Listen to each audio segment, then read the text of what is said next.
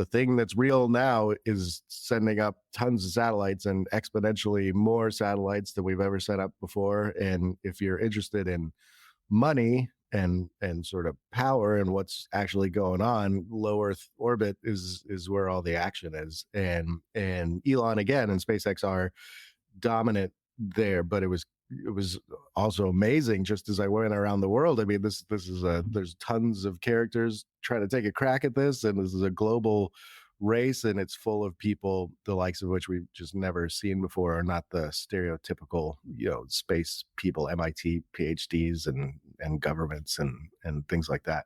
Yeah, I think that's actually so the subtitle of the book is about the misfits and geniuses racing to put space within reach. But let's step back just a beat and talk about when we think about space historically, we think about big government programs, Russia versus the US, NASA.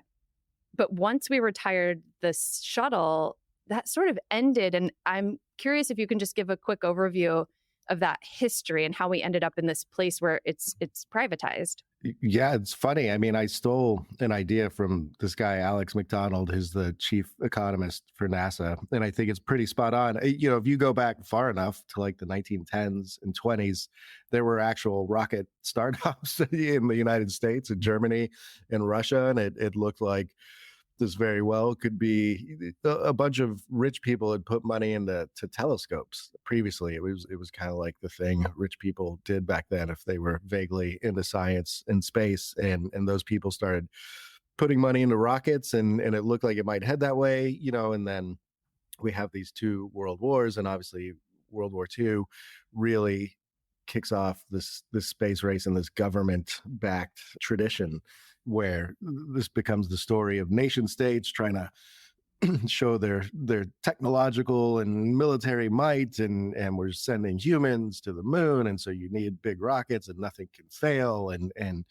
this whole model just gets cemented in so many ways. I mean, the rockets after the 60s and 70s hardly changed at all. The engines hardly changed. The computing hardware, the stuff we send up into space became very antiquated. There's just this reluctance to tinker with anything and have it go wrong. And, it's only now finally that we're kind of getting back to this spot where it's not just governments, it's not even billionaires, it's venture capitalists all over the world that are pouring money into this stuff. And now for the first time ever, we have, like, I argue, Moore's law coming to space.